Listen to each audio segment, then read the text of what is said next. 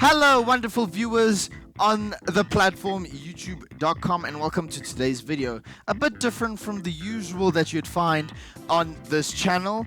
This content is outside of the basement and into the real world, a scary place for many, including myself. But today's video was based on an idea that was produced in my melon. I was thinking, wow, how can I get more into cars in terms of maintenance, learning how they work, and just general upkeep and enthusiasm for this wonderful thing. As a man in his young 20s who owns a Honda Civic, I was thinking, wow, there's only one suitable and logical thing that I could do on a very tight budget.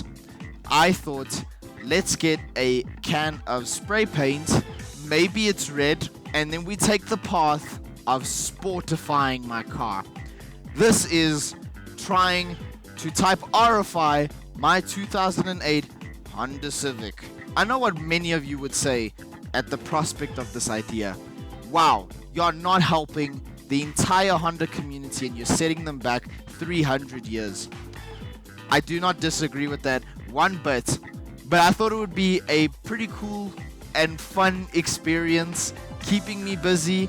There's a lot to learn, especially within spray painting, as you're about to find out now through this very detrimental, really frustrating, and sometimes quite disheartening process. But you'll see that all in today's video. Please enjoy.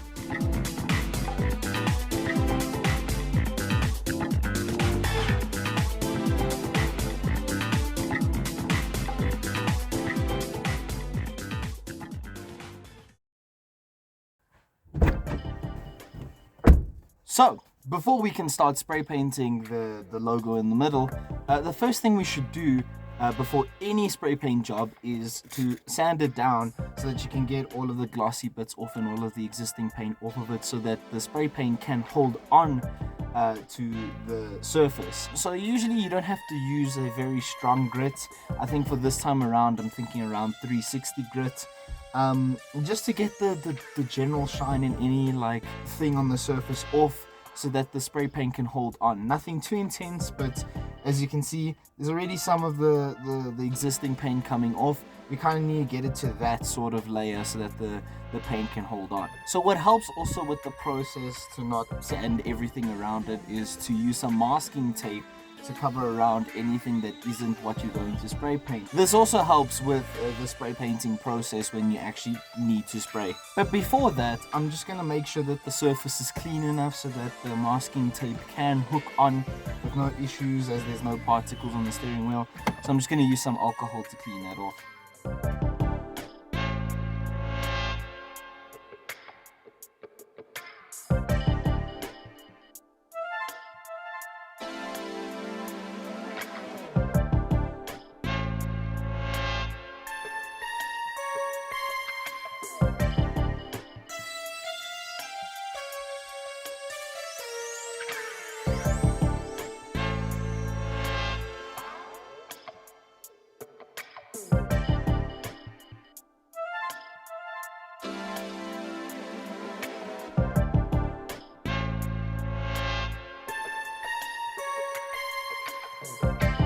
There we go.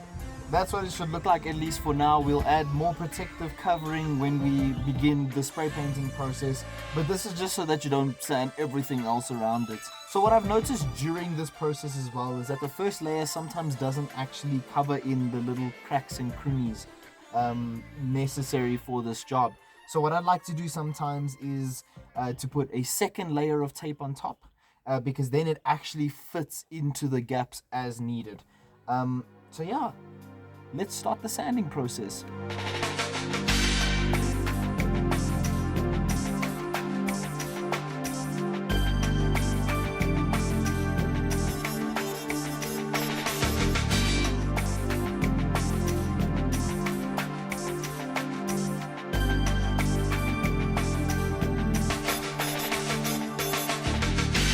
Oi, Look who decided to interrupt the recording of this video.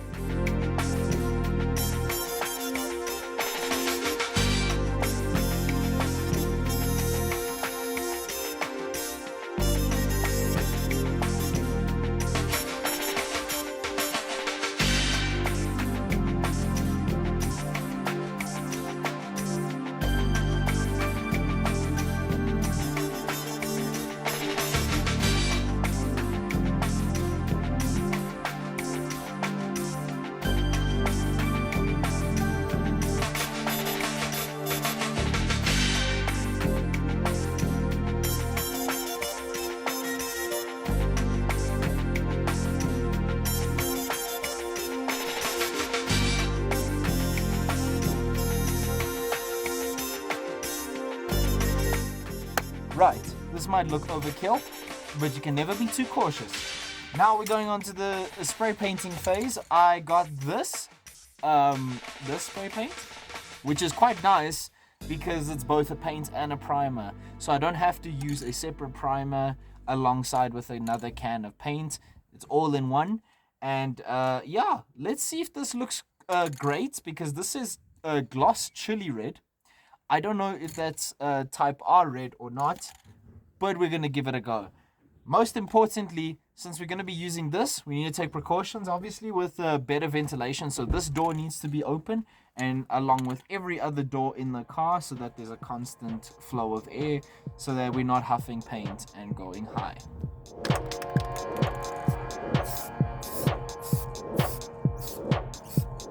I don't know if I sprayed too close or not. Oh, that was not 20 centimeters. So, I'm gonna try give it around 2 to 3 coats just to be certain.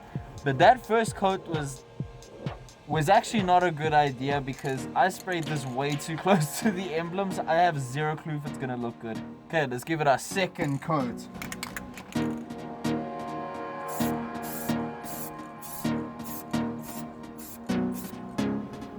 I'm not even gonna lie, so far it's looking really, really cool. So let's apply the third and final coating to this logo.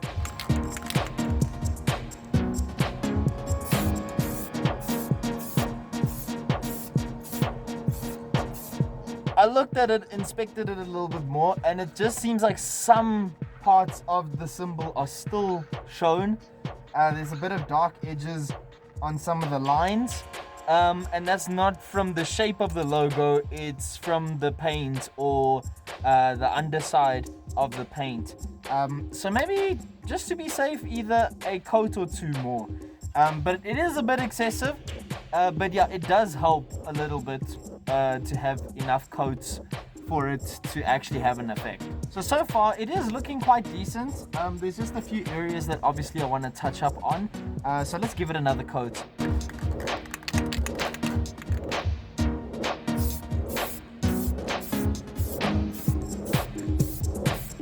Okay, so to not overspray, which is a very big possibility, as you can start to see that there's like quite a bit of paint that's like hiding some of the details. I'm gonna do one very light coat, as I haven't really been able to get rid of some of those black spots. But if I can't, it's not really the end of the world. And of course I want to avoid overspraying. So let's give it one final coat. Right, now the moment of truth. I have zero clue if this is gonna like turn out exactly as I had planned. But let's give it a go.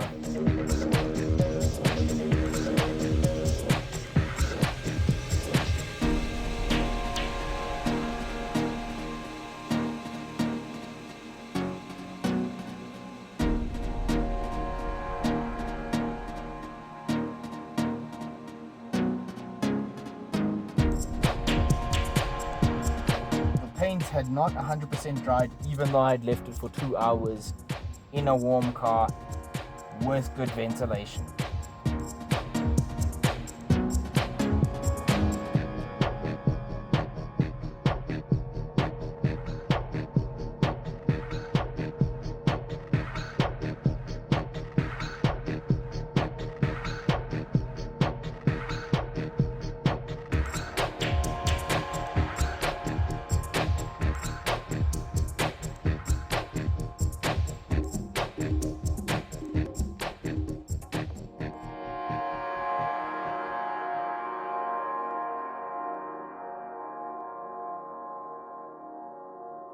So what did we learn with our little experiment between the paint can and the steering wheel emblem?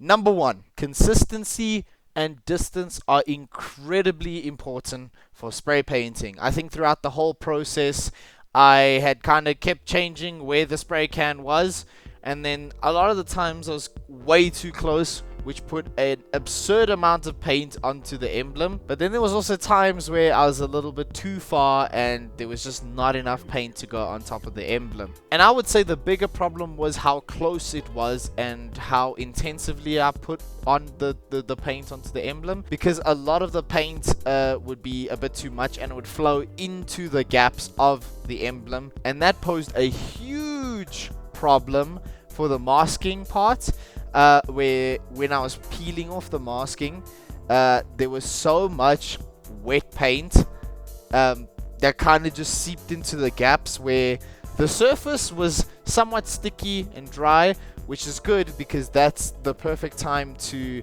peel off the masking tape, as if it's too dry then it's going to chip off a lot of the paint and it's going to peel off a lot of the paint that you don't want to peel off. But it was too wet within the gaps, which means there was a lot of residue and sticky bits that were just jammed right into the middle of those gaps. And as you can still see from the footage, a lot of that is still around, annoyingly, and I thought I had prepped for it accordingly, but clearly not. And number 2, paint fumes are incredibly strong, which I then suggest is to use a way stronger mask than what I did.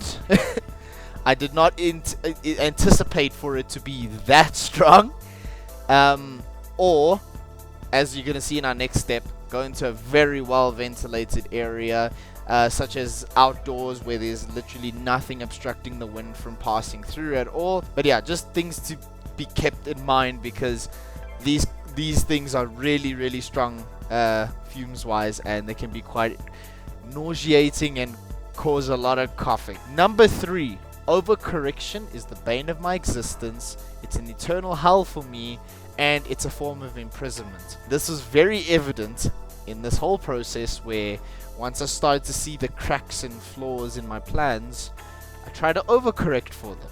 So there were a lot of blobs and blemishes, and then you're just trying to always correct it and try use smooth objects to kind of smoothen it out, and it then becomes so unnatural, and you can see that something had happened there, and it removes all of the smoothness from the emblem, and it makes everything worse. Then you're trying to clear out all of the flakes and gunk from the paint within the gaps, and you somehow chipping the actual paint that you didn't want to chip. So yes, this was very infuriating.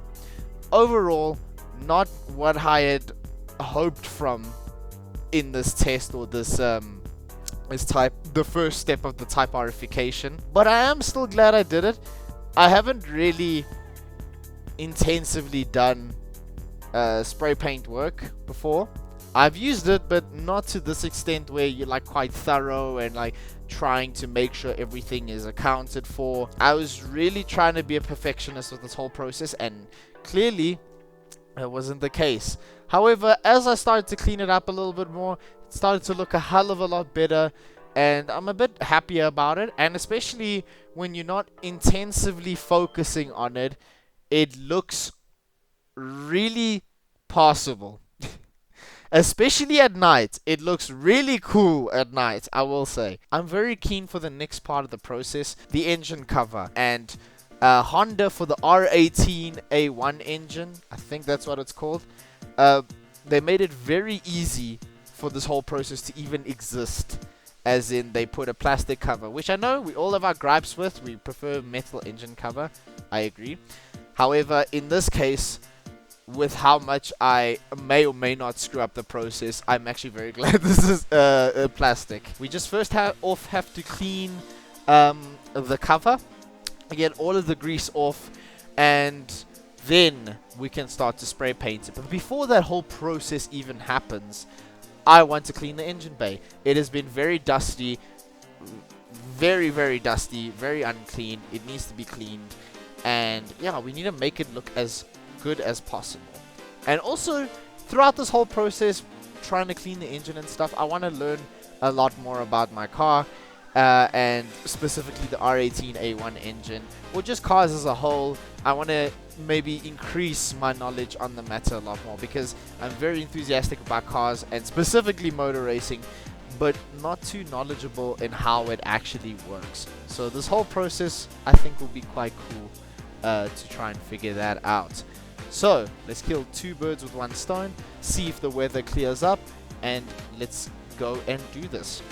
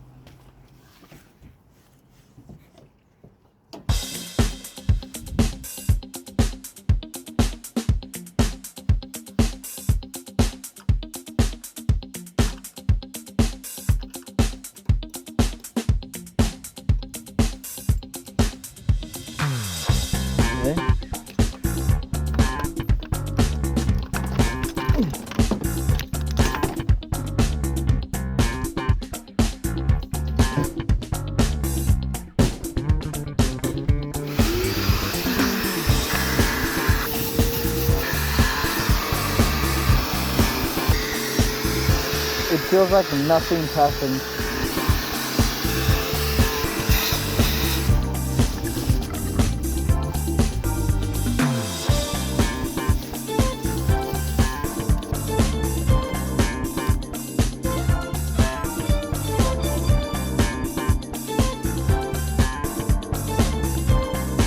Must have been the water.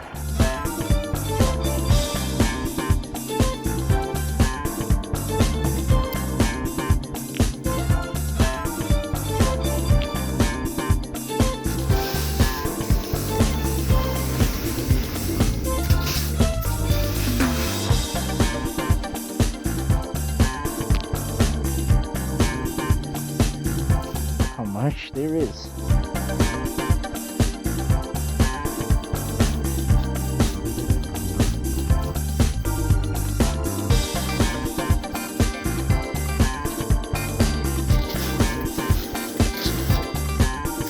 Well, it doesn't suck, it is fun.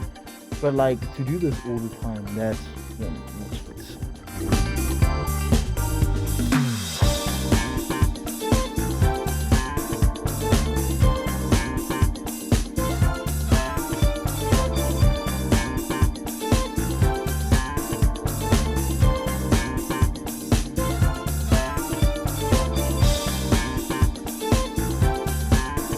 It's looking a million times cleaner. Like now you can start to actually see it like propers.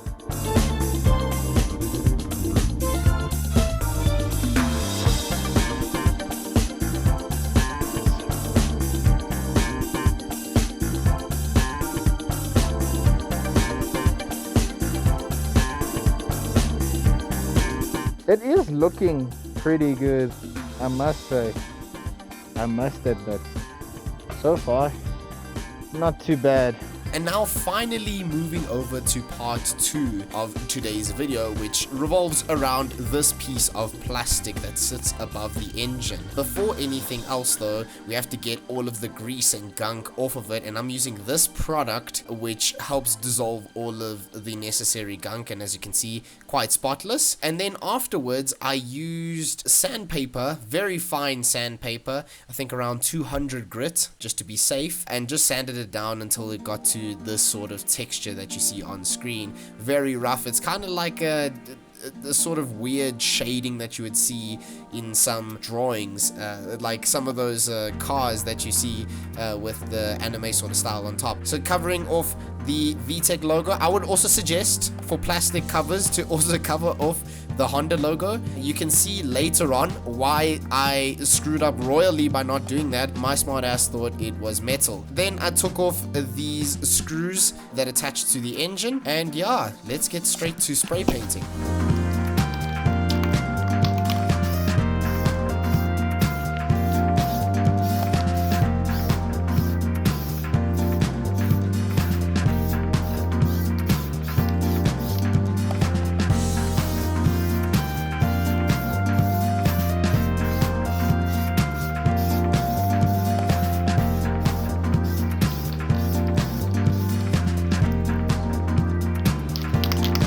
Okay, third coat.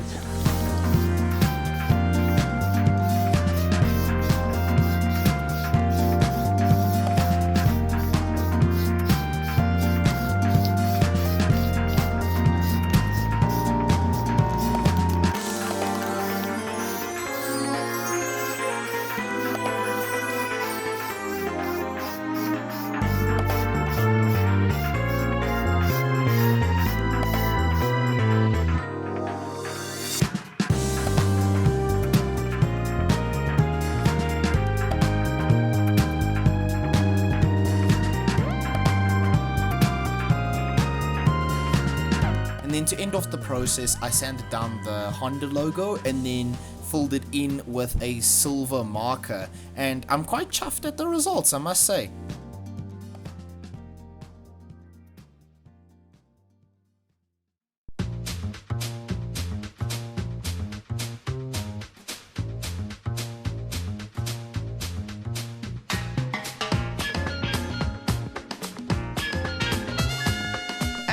That was the process to Type-Rifying my Honda Civic. Giving some context that will be expanded upon in a future video, which I'm actually very excited to produce. This is the 2008 1.8 liter Honda Civic FN2 chassis, to be specific. So it already has like a kind of sporty feel, and I just thought that Type-Rifying it might add to that, as I was given a Type R badge that has been there for a while, and I was just like, let's just go all in. Now, many people will say, wow, Andre, this was a very riced out process. To that, I say, very true and very real, and I have no argument against it. My argument, I guess, is that it's fun. I don't know. I feel like first cars are supposed to be fun and something that you learn a lot from. And I learned a lot in this process about how spray painting works, how to go about it. I thought it was quite fun to be able to like maintain the engine bay specifically. You're always seeing these builds that have like these squeaky clean engine bays. I'm like, man, how does that happen? And after researching and looking at Chris Flick's videos, it's quite straightforward how to do this whole process. The problem is with a lot of these things is it takes like 3 to 5 business days to actually do, and it can get quite exhausting. So it's a very time-consuming hobby. But like at the end of the day, it's worth it, man. I mean, like when you see the engine bay in relation to the engine cover, it looks like very high-end, and it looks like really clean and tasteful, in my opinion. I like my car, very fun car. You know, like there's a sense of pride in that, like cleanness and like tastefulness. Is that, yeah, maybe the paint from the previous owners is ass. They didn't do it properly, but at least the engine bay that I cleaned and like helped make it look the way it looks is because of me. And that's cool, and it's like a sense of pride, which is cool. I don't know how I feel about the steering wheel emblem, which I might return to and tweak around here and there, give it another go down the line, because wow, that was a learning process, which helped out with the engine cover. I'm glad I did it before the engine cover, but I think the problem is with this spray paint is it's not like traditional spray paints where I feel like it's a very wet paint, which, to be fair, I don't think is helped by how I used the spray paint and applied the paint. However, wow, it took like more than 2 hours to actually start getting somewhere with like drying up. And it's like a very, very strong paint. But because of that, I didn't really peel off the things when they were supposed to be peeled off, the masking tape. And on top of that, there was too much paint that got into the cracks of the emblem. So overall, I'm just like, damn, that kind of sucks. And that's probably the one thing I would revisit. But the engine cover is like a completely different story. I'm really chuffed with that. There's obviously a lot of errors, and it might be good to revisit it at some point. But right now, it just looks really good the way it looks. and I couldn't have been more pleased with like a first attempt at that. But yeah, if you enjoyed this Type-Rification and you like all things sim related alongside the real world stuff, smash that like button, smash that subscribe button, smash that bell icon, smash the comment section. I don't know how to YouTube anymore. It's a very different landscape. There's too much to consider now. Anyways, I'll see you guys in the next video, hopefully very soon. Take care, and I'll see you guys next time. Ciao, ciao.